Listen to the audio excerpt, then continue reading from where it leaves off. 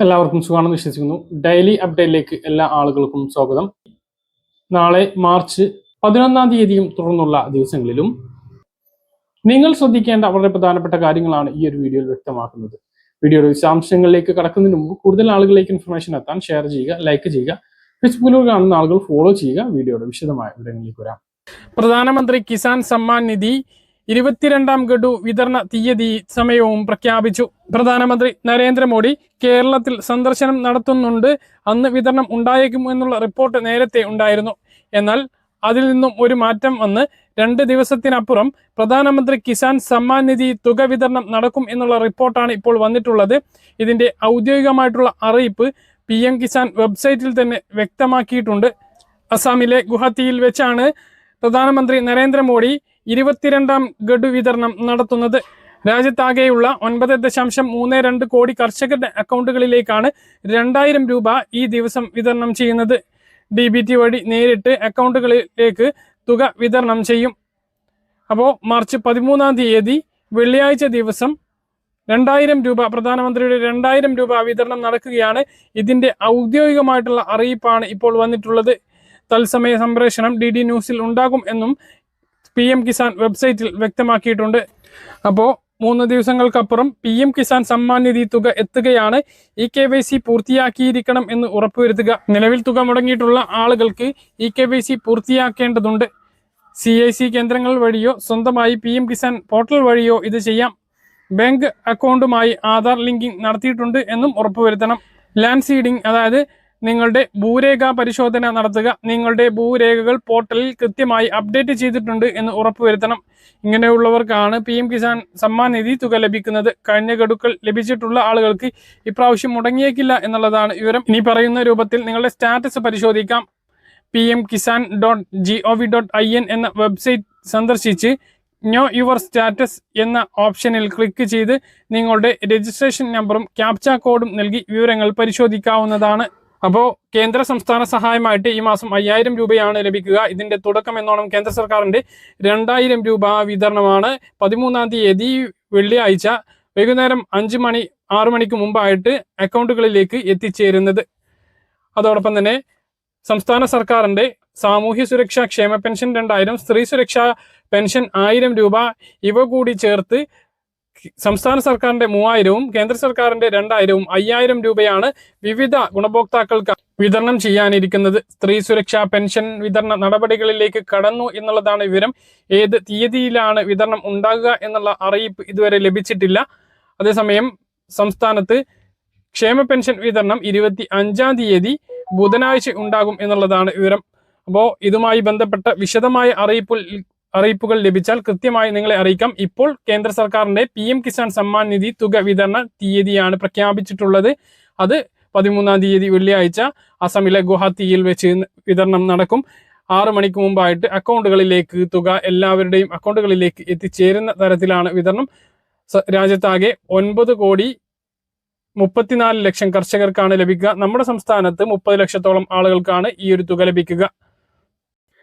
രാജ്യത്ത് പാചകവാതക പ്രതിസന്ധി രൂക്ഷമായി തുടരുകയാണ്. വാണിജ്യ ആവശ്യത്തിന് ഹോട്ടലുകൾക്കും മറ്റും പാചകവാതകം വിതരണം ചെയ്യുന്നത് നിർത്തിവെക്കാൻ കേന്ദ്ര സർക്കാർ തീരുമാനിച്ചു.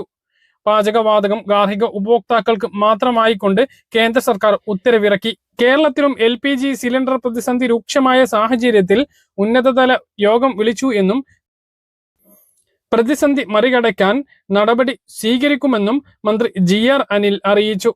മുൻഗണനാ ക്രമം അനുസരിച്ച് സിലിണ്ടർ വിതരണം നടത്തും. ഇത് സംബന്ധിച്ച് കേന്ദ്ര സർക്കാരിന് കത്തയക്കാനും യോഗത്തിൽ തീരുമാനമായി എന്നും മന്ത്രി പറഞ്ഞു. കേരളം കൺസ്യൂമർ സ്റ്റേറ്റ് ആയതിനാൽ വ്യാവസായിക അടിസ്ഥാനത്തിലെ സ്ഥാപനങ്ങളിലെ LPG പ്രതിസന്ധി പരിഗണിക്കണമെന്നും കത്തിലൂടെ ആവശ്യപ്പെടുമെന്നും മന്ത്രി പറഞ്ഞു. വീട്ടാവശ്യത്തിനുള്ള സിലിണ്ടറുകൾ ലഭ്യമാക്കും.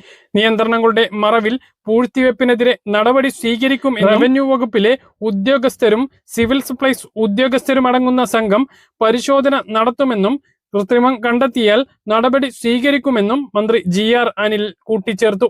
അതിനിടെയാണ് പെട്രോളിയം ഉൽപ്പന്നങ്ങളുടെ ക്ഷാമം മുന്നിൽ കണ്ട് കേന്ദ്ര സർക്കാർ അവശ്യ വസ്തു നിയമം 1995 കൊണ്ടുവന്നിരിക്കുന്നത്. പെട്രോളിയം, പ്രകൃതിവാതകം എന്നിവയ്ക്കാണ് ഈ നടപടി ബാധകമാകുക. LPG ക്ഷാമം കേരളത്തിലെ ഗാർഹിക വാണിജ്യ മേഖലകളെയും ബാധിച്ചു തുടങ്ങിയിട്ടുണ്ട്. സിലിണ്ടറുകൾക്ക് 25 ദിവസത്തെ ഇടവേളയാണ് ബുക്കിംഗിന് ഇപ്പോൾ ഏർപ്പെടുത്തിയിട്ടുള്ളത്. ഇത് വീണ്ടും കൂട്ടാൻ സാധ്യതയുണ്ട്. ഇറക്കുമതി ചെയ്യുന്ന LPG വിതരണത്തിൽ ആശുപത്രികൾക്കും വിദ്യാഭ്യാസ സ്ഥാപനങ്ങൾക്കും പ്രഥമ പരിഗണന നൽകണമെന്നും കേന്ദ്രം നിർദ്ദേശം നൽകിയിട്ടുണ്ട്. പ്രതിസന്ധി നേരിടാൻ അധികമായി ഉൽപ്പാദിപ്പിക്കുന്ന പാചകവാതകം പൂർണ്ണമായും ഗാർഹിക ആവശ്യങ്ങൾക്കായി മാറ്റിവെക്കാനാണ് കേന്ദ്ര സർക്കാർ തീരുമാനിച്ചിട്ടുള്ളത്. മുംബൈ, ബാംഗ്ലൂരു, ചെന്നൈ എന്നിവ ഉൾപ്പെടെയുള്ള നഗരങ്ങളിൽ LPG സിലിണ്ടറുകളുടെ ലഭ്യതക്കുറവ് റിപ്പോർട്ട് ചെയ്തിട്ടുണ്ട്. LPG ക്ഷാമം കാരണം വൻ നഗരങ്ങളിൽ റെസ്റ്റോറന്റുകൾ അടച്ചുപൂട്ടലിലേക്ക് നീങ്ങുകയാണ്. രാജ്യത്ത് നിരവധി സ്ഥലങ്ങളിൽ തട്ടുകടകൾ ഇതിനകം തന്നെ പൂട്ടിക്കഴിഞ്ഞു. ഇറാൻ, ഇസ്രായേൽ, US യുദ്ധം നീണ്ടുപോകുന്ന സാഹചര്യത്തിലാണ് നമ്മുടെ രാജ്യത്ത് ക്ഷാമം രൂക്ഷമായിരിക്കുന്നത്. ഇതോടൊപ്പം രാജ്യത്ത് പാചകവാതക പ്രതിസന്ധി തുടരുന്ന സാഹചര്യത്തിൽ പെട്രോളിയം ഉൽപ്പന്നങ്ങളുടെ വില വർദ്ധിപ്പിക്കാൻ ഇന്ത്യൻ ഓയിൽ കോർപ്പറേഷൻ തീരുമാനിച്ചു. വില ഏത് സമയവും ഉയർത്തുമെന്ന് ചൂണ്ടിക്കാണിച്ച് വിതരണക്കാർക്ക് കത്തയച്ചു. ഏത് നിമിഷവും വില വർധനവ് എത്ര രൂപയാണ് എന്ന് കൃത്യമായിട്ട് എപ്പോഴും അറിഞ്ഞിരിക്കണം എന്നും വിതരണക്കാർക്ക് അയച്ച കത്തിൽ ഇന്നലെ ഇന്ത്യൻ ഓയിൽ കോർപ്പറേഷൻ വ്യക്തമാക്കുന്നു. ക്രൂഡ് വില വർദ്ധിച്ചതും രൂപയുടെ മൂല്യം ഇടിഞ്ഞതും വില കൂടാൻ കാരണമായി. ഇന്ത്യൻ ഓയിൽ കോർപ്പറേഷന്റെ ചെന്നൈ ഡിവിഷനാണ് ഇപ്പോൾ ഈ അറിയിപ്പ് നൽകിയിരിക്കുന്നത്. കൂടാതെ ഭാരത് പെട്രോളിയവും HPയും നിയന്ത്രണങ്ങൾ ഏർപ്പെടുത്തിയിട്ടുണ്ട്. കേരളത്തിലെ LPG ഉപയോഗത്തിലും നിയന്ത്രണങ്ങൾ കൊണ്ടുവന്നിട്ടുണ്ട്. 4 ദിവസം മുമ്പാണ് LPG വില വർദ്ധിച്ചത്. 60 രൂപയാണ് ഗാർഹിക സിലിണ്ടറിന് വർദ്ധിച്ചത്. 115 രൂപ വാണിജ്യ സിലിണ്ടറിനും വർദ്ധിച്ചു. വില നൽകിയാൽ പോലും സാധനം കിട്ടാത്ത അവസ്ഥയാണ്. വരും ദിവസങ്ങളിൽ വില വർദ്ധിക്കും എന്നാണ് ഇപ്പോൾ ഇന്ത്യൻ ഓയിൽ കോർപ്പറേഷൻ വിതരണക്കാർക്ക് നൽകിയിട്ടുള്ള നിർദ്ദേശം. പെട്രോൾ, ഡീസൽ വിലയും കൂടും. മറ്റൊരു പ്രധാനപ്പെട്ട അറിയിപ്പ്, കോവിഡ് വാക്സിനേഷന് ശേഷം ഗുരുതരമായ ആരോഗ്യ പ്രശ്നങ്ങൾ നേരിടുന്ന നോൺ ഹാർട്ട് നഷ്ടപരിഹാര നയം രൂപീകരിക്കാൻ കേന്ദ്ര സർക്കാരിനോട് സുപ്രീം കോടതി നിർദ്ദേശിച്ചു. ജസ്റ്റിസ് വിക്രംനാഥ്, ജസ്റ്റിസ് സന്ദീപ് മേത്ത തുടങ്ങിയവർ അടങ്ങിയിട്ടുള്ള ബെഞ്ചാണ് വിധി പുറപ്പെടുവിച്ചത്. നിലവിൽ വാക്സിനേഷന് ശേഷമുണ്ടാകുന്ന ആരോഗ്യ പ്രശ്നങ്ങൾ നിരീക്ഷിക്കുന്ന സംവിധാനം തുടരുമെന്നും കോടതി വ്യക്തമാക്കി. ഒരു വ്യക്തിക്ക് വാക്സിനേഷന് ശേഷം എന്തെങ്കിലും ഗുരുതരമായ ആരോഗ്യ പ്രശ്നങ്ങളോ മരണമോ സംഭവിക്കുകയാണ് എങ്കിൽ ആ സംഭവത്തിന് സർക്കാരിന്റെയോ വാക്സിൻ നിർമ്മിച്ച കമ്പനിയുടെയോ ഭാഗത്തുനിന്ന് വീഴ്ചയുണ്ടോ എന്ന് തെളിയിക്കേണ്ട ആവശ്യമില്ലാതെ നഷ്ടപരിഹാരം നൽകുന്ന സംവിധാനമാണ് നോൺ ഹാർട്ട് നഷ്ടപരിഹാര നയം. സാധാരണ കോടതി വ്യവഹാരങ്ങളിൽ നഷ്ടപരിഹാരം ലഭ്യമാക്കാൻ എതിർഭാഗത്തിന് വീഴ്ച സംഭവിച്ചു എന്ന് തെളിയിക്കേണ്ടതുണ്ട്. എന്നാൽ ഇതിൽ വാക്സിൻ മൂലം ആരോഗ്യ പ്രശ്നങ്ങൾ ഉണ്ട് എന്ന് ശാസ്ത്രീയമായി സ്ഥിരീകരിച്ചാൽ മതി. നഷ്ടപരിഹാരത്തിന് അർഹത ഉണ്ടാകും. നിലവിലുള്ള ശാസ്ത്രീയ നിരീക്ഷണ സംവിധാനം തുടങ്ങുന്നതിൽ പ്രത്യേകമായി കോടതി വിദഗ്ധ സമിതിയുടെ ആവശ്യമില്ലെന്ന് ജസ്റ്റിസ് വിക്രംനാഥ് വ്യക്തമാക്കി.